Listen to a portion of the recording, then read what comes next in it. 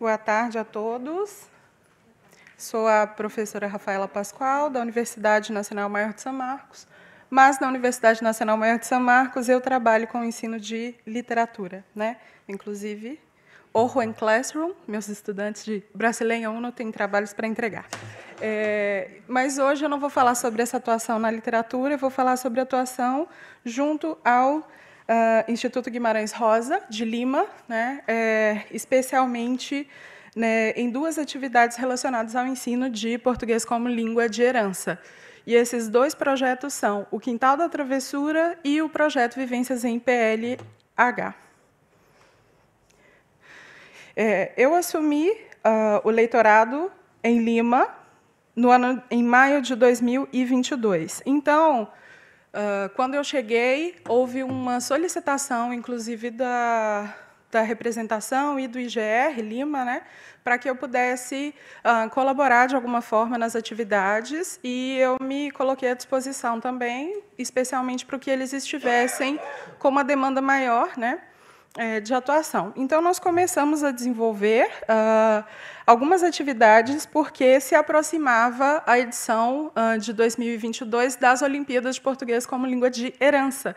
Então, organizamos aí algumas atividades, né? Aí tem a foto de uma das oficinas anteriores ou prévias às Olimpíadas de PLH, que nós contamos com uma participação muito interessante de um público bem diverso, de pessoas que até então acompanhava algumas atividades do IGR, mas que não estava estabelecido enquanto um público de português como língua de herança.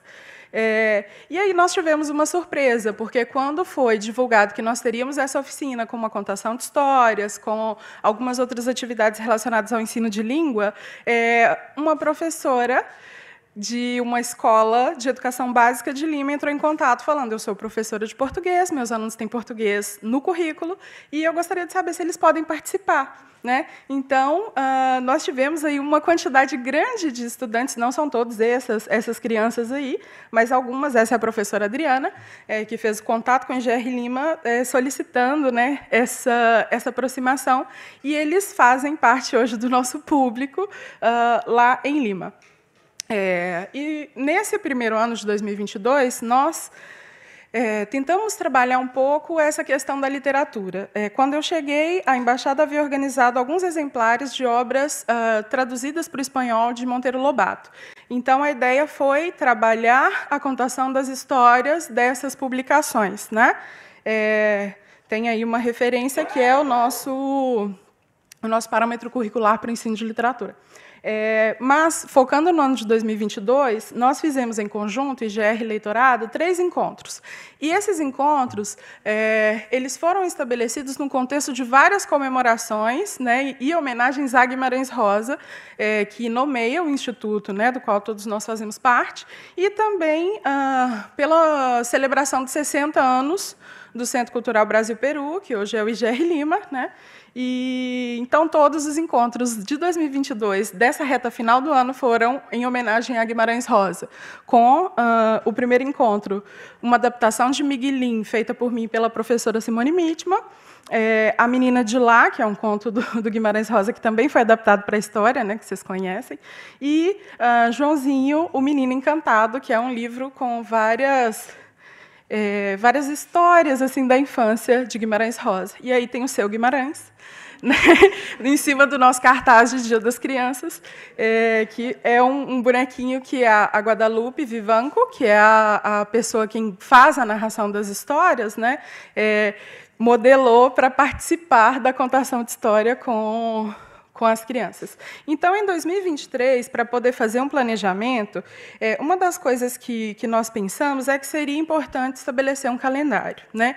Assim, a gente sabe que determinar um calendário para o ano inteiro é muito difícil, especialmente em instituições que funcionam aí semestralmente e que algumas coisas podem atrapalhar, né, a realização nas datas que foram previstas, porque surgem outras atividades e isso, mas foi o que nós tentamos fazer de forma coletiva, né? Então, para o primeiro semestre de 2023, nós criamos o projeto o IGR Lima, o Quintal da Travessura, que era um projeto já aprovado, um projeto que foi submetido pelo IGR Lima antes mesmo da minha chegada, né? A minha participação aí foi apenas na colaboração da organização dos eventos. Ele é um projeto do IGR Lima, né?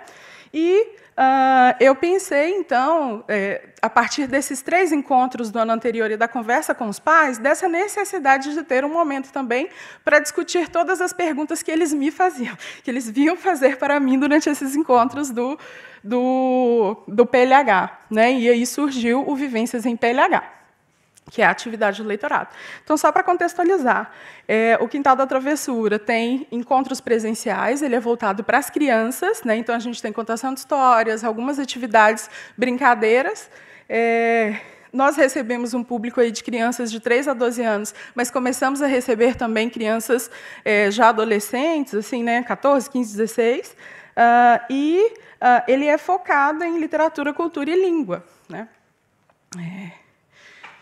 E a equipe atual, né, foram as 2 pessoas com quem eu estive em contato também nos 3 encontros do ano passado, que é a professora Simone Mitma, que é uma professora que tem uma formação também em educação, né, vale a pena mencionar que ela era uma professora alfabetizadora, tem uma formação em pedagogia, então tem uma habilidade para poder tratar esses temas e preparar os encontros, e etc. E Guadalupe Vivanco, que é a contadora de histórias, que faz narração em espanhol e em português, e quem tem colaborado muito para isso. Mas, além de tudo, além das 2, todos os encontros, eles mobilizam muito mais. Eles mobilizam todas as coordenações, né, a coordenação geral, a pedagógica, a administrativa, porque a gente tem também o pessoal administrativo, então a gente oferece um lanchinho, tem que preparar o lanchinho para os estudantes, né, tem que ligar confirmando, tem que conferir a inscrição. Então, são muitas pessoas.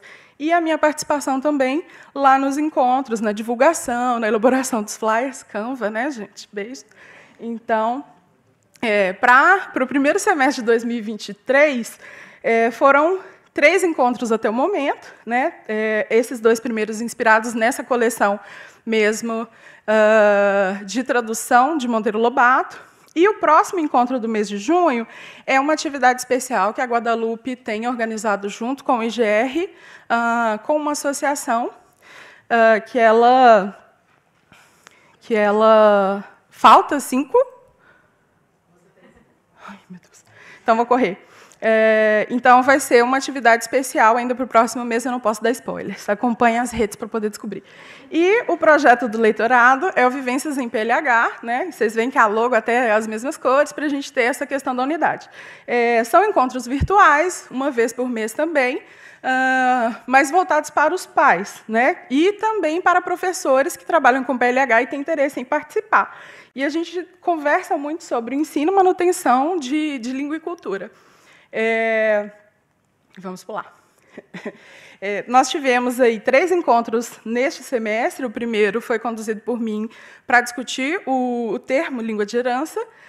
O segundo, nossa convidada foi a professora Idalena Chaves, da Universidade Federal de Viçosa, né, que é uma especialista também em português com língua de herança. O terceiro encontro teve uma convidada do IGR de Santo Domingo, né, que é a professora Denise, que teve a experiência aí de ter criado 2 filhos em um país de língua espanhola, e ela falou assim, de uma forma muito interessante para os pais sobre essa experiência, especialmente quando os filhos falavam para ela que não queriam mais falar português porque aconteceu alguma coisa, né, na escola.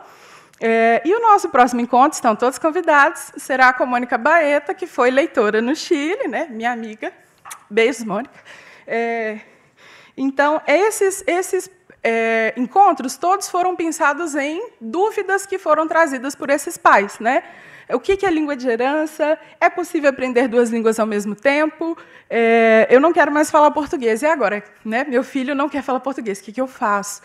E também como incentivar o uso do português no dia a dia. E a ideia é que a gente consiga, para o próximo semestre, manter também 4 encontros virtuais com essa temática.